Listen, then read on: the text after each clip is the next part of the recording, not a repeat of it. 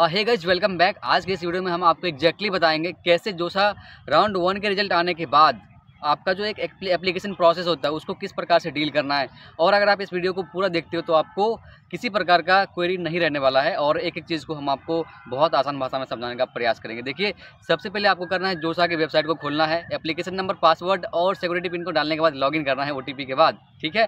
और आपको वहाँ पे इंटरफेस में दिखेगा व्यू रिजल्ट लेफ्ट साइड में सबसे ऊपर, उसके बाद रहेगा डाउनलोड जो भी आपका सीट आया है। अगर अलॉट नहीं हो तो फिर नहीं दिखेगा ये सब, ठीक है।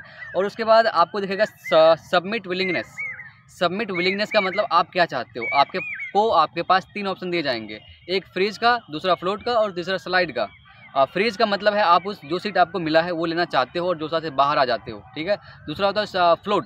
फ्लोट का मतलब ये है आप चाहते हो जो भी ब्रांच आपको जो भी कॉलेज में मिले हैं आपको ये विलिंग हो रहा है कि हमें दूसरे कॉलेज के अंदर दूसरा अपग्रेडेड ब्रांच मिले, ठीक है। और तीसरा होता है स्लाइड। आपको जिस भी किसी कॉलेज में ब्रांच मिला है उसके अंदर आप अगर स्लाइड करते हो तो उसी कॉलेज के अंदर आपको कोई अच्छा ब्रांच अगले राउंड के अंदर मिलने के चांसेज है ना।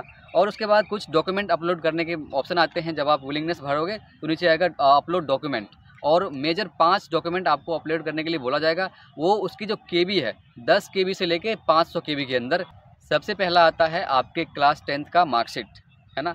दूसरा आपके क्लास 12th का मार्कशीट। तीसरा आपके क्लास 12th के इक्विवेलेंट एग्जाम का क्या स्टेट कोड ऑफ एलिजिबिलिटी था वो, यानी कि आप किस स्टेट से क्लास 12th पास के। यहाँ पे आप क्लास 12th के मार्कशीट या फिर स्कूल की TC वगैरह जहाँ पे वो एग्जैक्टली लिखा हो कि यस ये बच्चा हमारे यहाँ से पास हुआ और वो आपका जगह मेंशन हो, वो आपको अपलोड करना है, ठीक है। एंड लास्ट में आपको अपलोड करना है क्या, मेडिकल सर्टिफिकेट, है ना।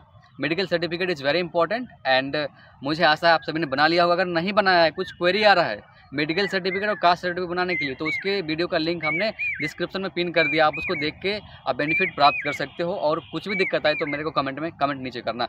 और तीसरा लास्ट स्टेप होता है जब आप सब कुछ कर लेते हो तो फ़ी को पेमेंट करने का, ठीक है। फ़ी पेमेंट करते हैं 2 कैटेगरी के बच्चे। एक होते हैं जनरल EWS और OBC NCL, जिसको कि 40,000 रुपये पेमेंट करना होता है एक ही साथ, 1 टाइम पेमेंट होता है और ये रिफंडेबल होता है, ठीक है। उसके बाद SC ST या PWD वाले कैंडिडेट के लिए 20,000 रुपये लगते हैं, 20,000 रुपये 1 टाइम करना होता है, ठीक है। एंड अगर आपको कोई सीट मिल जाता है किसी कॉलेज के अंदर तो आपको 20,000 या फिर 40,000 से 4,000 एंड 3,000 रेस्पेक्टिवली काट करके रेस्ट ऑफ मनी आपको उस कॉलेज में दे दिया जाता है जहाँ पे आपका एडमिशन हो रहा है। यानी कि ये पार्शियल एडमिशन फ़ी है, यहाँ पे आपके एडमिशन फ़ी भी लिए जाते हैं। और दूसरा, अगर आपको कोई सीट जोसा के 6 राउंड में नहीं मिलते हैं या फिर अपना सीट विड्रॉ कर लेते हो, बाहर कर लेते हो किसी कारणवश, तो आपको 40,000 के बच्चों के लिए 7,000 रुपये काट करके रेस्ट मनी आपको लौटा दिए जाते हैं। यानी कि मात्र 7,000 रुपये आपको लगते हैं काउंसलिंग के, अगर आपको सीट नहीं मिलता है तो भी। वैसे 4,000 एंड 3,000 रुपये लगते हैं, ठीक है। तो अगर आप फ़ी पेमेंट नहीं करोगे ना तो आपका जो भी सीट मिल रहा है वो रिजेक्ट हो जाएगा, ठीक है। या फिर अगर आपके जो डॉक्यूमेंट आपने अपलोड किया है वो अगर फेक पकड़ा गया, यानी कि जो भी डॉक्यूमेंट को वेरीफाई करने वाले ऑफिसर होते हैं आपसे टाइम टू टाइम वो कन्वर्सेशन भी करेंगे जोसा के थ्रू। हम आपको अपडेट करेंगे कैसे आपको कन्वर्सेशन करना है। वो एक नंबर भेजेंगे जोसा के साइट पे, आप लिखोगे जहाँ पे व्यू डॉक्यूमेंट है ना, नीचे यहाँ इस कॉर्नर पे, वहाँ पे आपको देखने को मिलेगा। एंड टाइम टू टाइम जब वो डॉक्यूमेंट को वेरीफाई करेंगे, कुछ गलत लगेगा तो वो बोलेंगे मुझे सुधार के दो, और वो टाइम देंगे, एक डेडलाइन के अंदर ही आपको उसको सुधार करके देना होगा, है ना।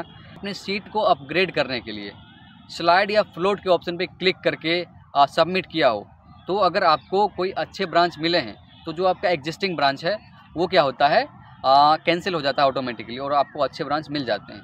And last but not list, आप ये पूरा प्रोसेस करोगे यानी कि फाइनली फ़ी पेमेंट करोगे तभी आपको सीटें मिलेंगी। अगर फ़ी पेमेंट नहीं करोगे तो आपके सीट रिजेक्ट हो जाएंगे, है ना। तो मैं आशा करता हूँ कि आप सभी को जोसा काउंसलिंग से रिलेटेड जो एप्लीकेशन डालना है और एक प्रकार का फॉर्म डालना है आपको कॉलेज प्राप्त करने के लिए, जो कि 30 तारीख से ही स्टार्ट हो चुकी है, उसमें आप आसानी से कर लोगे। फिर भी कोई क्वेरी रह गई है तो मेरे को कमेंट करना, या फिर हम लाइव आते हैं तो उस टाइम पे आप मेरे से पूछ सकते हो। हम लोग मिलकर डील कर लेंगे। तो सभी को दिल से धन्यवाद और आप लोग लाइफ में आगे बढ़ते रहें, ऐसी भगवान से मैं शुभकामना आप लोगों के लिए प्राप्त करना चाहता हूँ। एंड धन्यवाद एक बार फिर से सभी को इस वीडियो को देखने के लिए।